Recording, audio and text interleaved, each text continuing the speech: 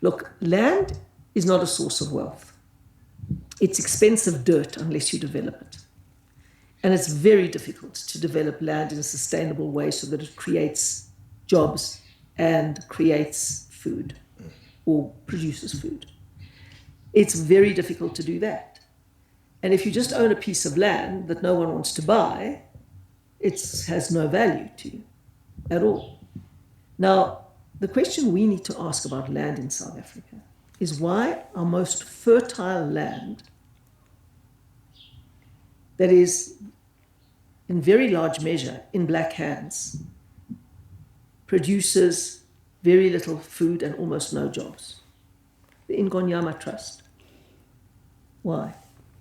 Beautiful, fertile land. Why is it producing huge amounts of food and large numbers of jobs? Because you can create hundreds of thousands of jobs in agriculture if it's done properly. However, South African land is not in black hands. Majority of South African land is not in black hands. Let's look at the fertile land. Let's just look at the fertile land. Last figure I saw was that 73% of KwaZulu-Natal is in black hands. That is seriously fertile land. Rain, sun, everything you want. Now look at that land and say, is it producing food and jobs? Because that's what you want land for. You want land so people can get jobs and they can eat. That's the value of land to a country and to individuals, jobs and food. Now, why is our most fertile land not producing jobs and food? That is the most fundamental question about land we need to be asking in South Africa. Meanwhile, people want to come and fight about land in the Western Cape, which is not fertile. It takes incredible working to produce food off the Western Cape farms, mostly. Not all, but mostly. We need to be concentrating on, I think it's over 50% in the Eastern Cape that is in black hands, and the 73% in KwaZulu-Natal that is in black hands. Beautiful, perfect, arable land. Why is it not producing food and jobs? That's the question. But you still can't deny me access to my land, even if I use it to put a tennis court. It's entirely what I choose to do with it. If you want to use your land for a tennis court, but as a government, when people have private land, they can do what they like with it. But we are looking at feeding people and getting jobs for people. Those are the most important things to do. And so you can't just say, give me land, I want to build a tennis court. Then, you must purchase your land. Yeah, because, the land issues is something that for some reason has been struggling to shift. It's been what it is forever and ever and ever. You and I know the history of this country very well. We don't question that there is levels of injustice that has happened when it comes to the land issue. And you're saying you have to prove that I've stolen your land for me to be able to give it back to you in that context. But some would say the people who are able to prove it are long dead. They're nowhere near here. But I know that this historically used to be the land that belonged to the Mashabela people, and now it's owned by somebody else. But that's why we've got the restitution program. And that's been so mismanaged that, we've spent literally hundreds of millions of it.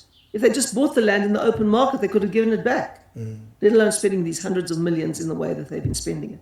It's completely mismanaged, the entire process, right? So if you can prove that you were dispossessed of your land, even if it wasn't you or your father or even your grandfather, there should be a proper program, but it's got to be efficiently and properly run. And there are many, many people who are willing sellers of their land at reasonable prices, that all of that land restitution money can be used for. I mean, I saw different models of land restitution around the Duduans area in the Hex River Valley. And in several cases, farmers and their workers have bought up a neighboring farm. The workers got money from the state's fund to give them an equal share in the farm. Fantastic model of land restitution, working really well. Where they've handed it over to the ANC cronies and people like Nosy Peterson and others, absolute devastation. Nothing works. So, you've got to look at Zebedila. Once the most productive and biggest orange producing land in the world, citrus producing land in the world. Have you seen what it looks like now? Yeah, it covered widely in the newspapers Now, last week. now is that a model of land restitution? Yeah. And do we feel better now because someone else owns the land, but there are no jobs there anymore? There's no food production anymore. There's no exports anymore. The question is how. It starts with land ownership, though. I have to own it first and then learn what to do with it. Well, you see, the bottom line is 73% of KwaZulu-Natal is in black hands, perfectly arable land. That's why I say exactly what you're saying. Let's start and get that land productive. It's a tricky one. The agitations when she started speaking about the land issue. And this is exactly to tell you that the land, it's very important. Hellen Zille, if you are saying the land is not a source of wealth, so what are the basic things that a person needs in life? And for you to say the land is not a source of wealth, yeah, it's like you are denying the black people their right to own the land. Are you trying to tell the black people that white people, they are going to continue with the systematic exclusions of black people not to own the land? You're really undermining the capability of a black person when it's come to land. We know that the land is very expensive when you want to develop it.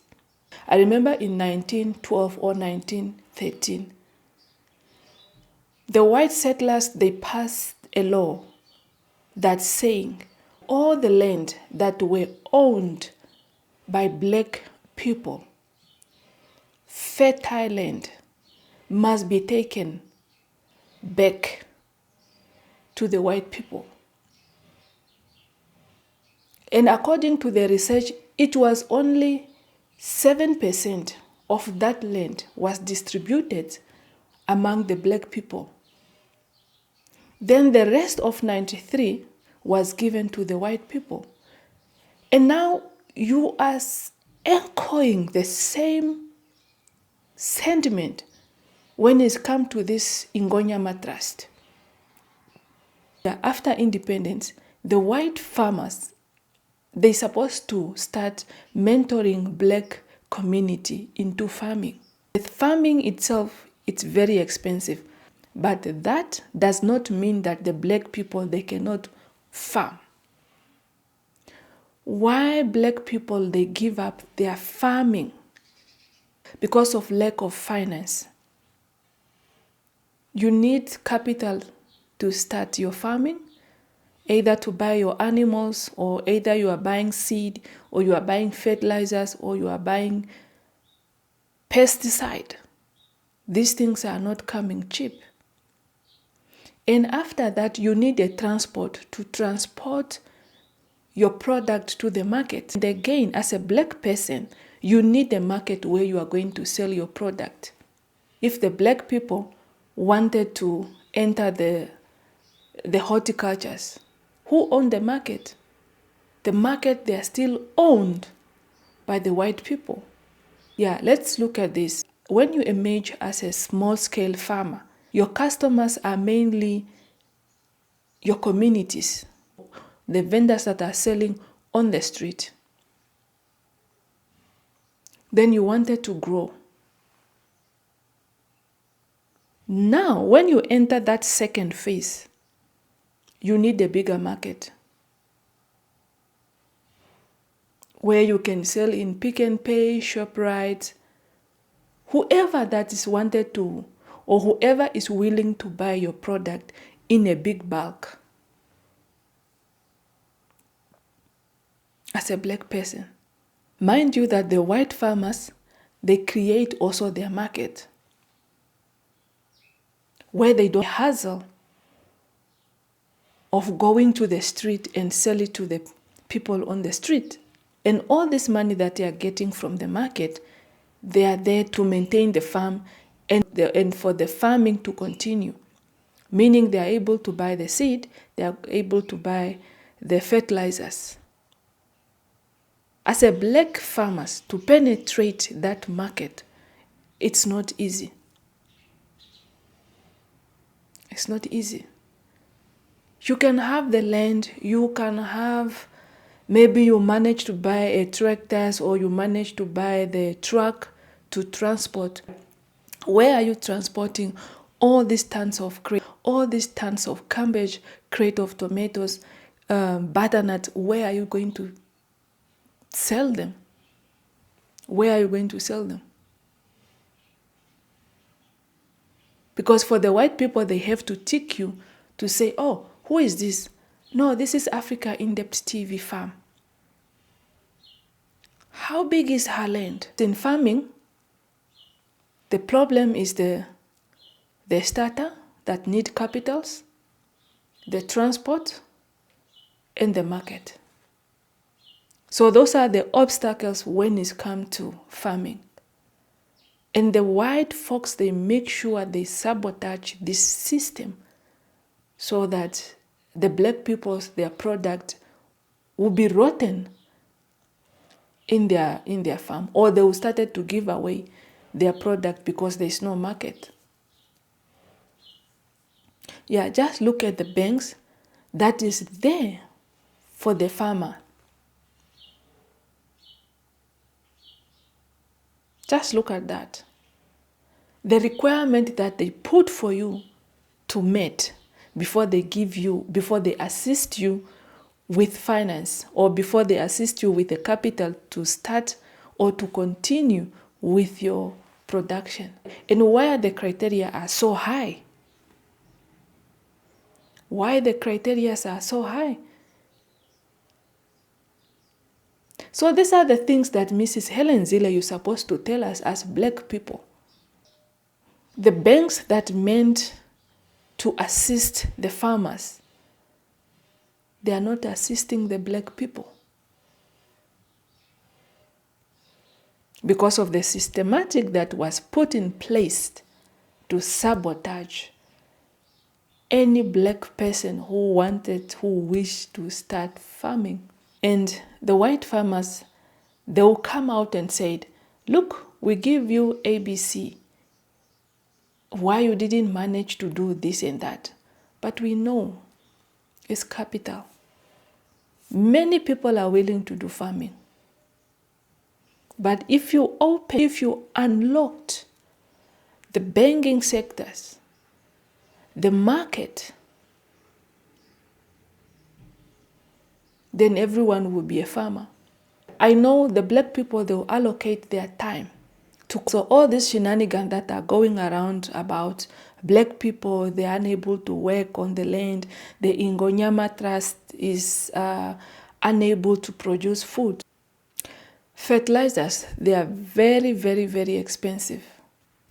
Yeah, let's just say that everything that has to do with black people, the white folks, they are there to sabotage. Because they have to give a report back to them. Like for the black people to be seen as they are doing something. We have a lot of government agricultural projects that are not doing well. At some point, some of them, they even collapse. But when you look at the managers of those farms, most of the time they are white people. White people. And if they manage to put a black person there, then that black person will be labeled as he's corrupt. They are not buying seed. But for the white manager, they won't be criticized much because of their skin.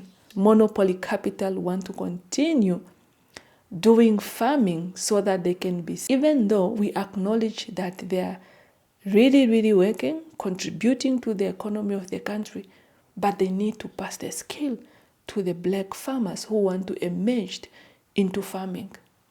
That's all what we want. So this is what I have for now. Leave your comment down below so that we can continue with the discussion in the comment section. Likes the video so that the video can be recommended to a lot of people, and share the video to your loved one, and see you on my next one, and bye-bye. Bye.